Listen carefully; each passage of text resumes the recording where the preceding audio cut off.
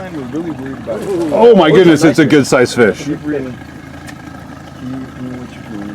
His net was on. Not yet. You're getting there. There he is. There he is. That's 10, right. baby. Yeah, it's 10 pounds. It's 10, dude. It's easy. Yeah. Nice. Yeah. Hey guys, Cal Kellogg here. This is Sinclair Graham's 10-pound rainbow. We just caught this fish, and I want to show you what we caught it on. Difficult conditions out here, muddy water, but we stuck with the basics. Let me set the fish down. Here's what we got that fish on. Really simple. A mini willow leaf dodger right there. Comes down, about 30 inches. Basically, my worm trolling rig comes down to a slow death hook, and the grubs move, but we just had this red grub right there, 3-inch red FHS grub, little sparkle in it. We probably had that in the water for a half an hour, and it was fish on, long fight, light drag. System just works, guys. FHS grubs, mini willow leaf dodgers, and big giant trout like that. If you want to tangle with fickle, hard-to-hook trout, you need to be pulling soft plastic grubs. If you want to get into grub trolling, get on over to fishhuntshoot.com and grab one of Cal Kellogg's Signature Series grub kits today, and you'll be yelling fish on tomorrow.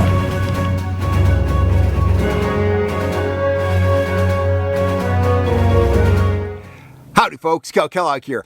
I'm up at Collins Lake. I had a guide trip today, and I had one of my clients, and he's also a regular viewer of the channel, ask me an interesting question. He saw us catch that 10-pound rainbow several days ago on a red grub, and he asked me the question, and we were trolling real worms today. He asked me, what's better, a grub, like that red grub right there, a real night crawler, like those right there. I won't bust them out of their little can, but rest assured they're in there because I always have night crawlers on the boat, or the good old tried and true gulp worm. They're made of soybeans. Fish dig them.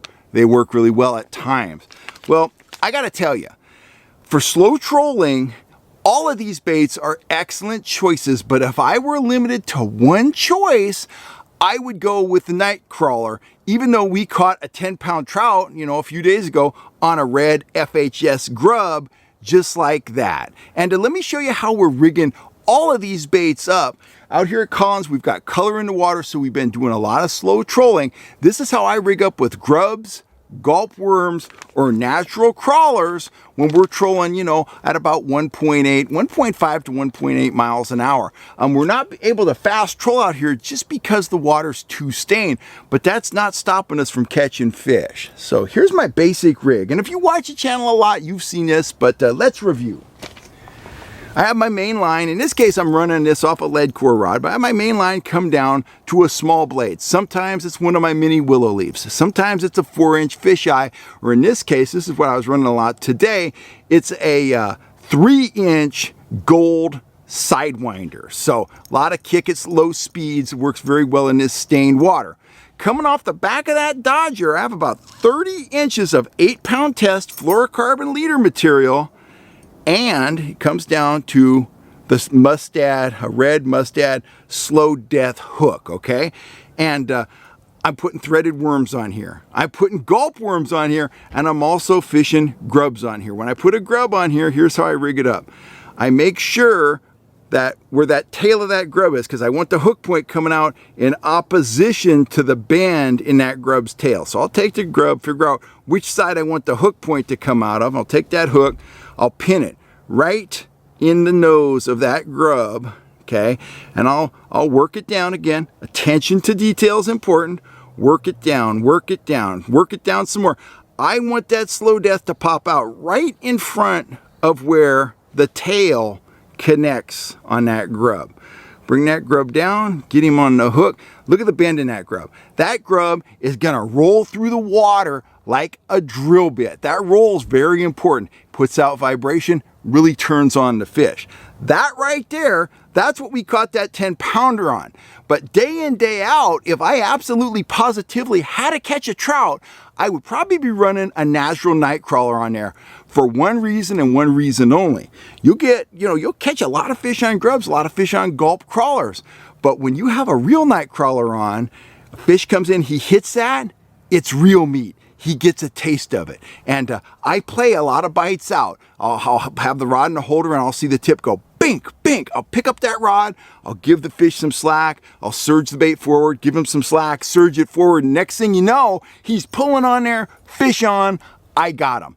That doesn't work that great when you're fishing a grub. Doesn't work that great when you're fishing a gulp worm. It's hard for them to get little chunks off of it. But when you're fishing real meat, they get a little piece of that off, they swallow it, it's game on. They want the rest of it. So, number one choice for me is gonna be a natural night crawler. Number two choice, an FHS grub. And you know, I let the water clarity kind of dictate the color of grub that I go for. In stained water, I like the red, I like the dark stuff, I like the olives. If the water's clearer, I like to go with a clear grub. And of course, I'm teaming that with a little blade, and I guess that makes the gulp worm my third choice. Still a very deadly bait, but it is my third place choice. I'm Kel Kellogg. I'm signing off for now. If you're looking for gear or you're looking to book an instructional fishing trip with me up here at Collins Lake, go over to fishunshoot.com and you will find what you're looking for. I have a lot of availability in the early weeks of December leading up to Christmas, so come on out and let's get our fish on. I'm Kel Kellogg.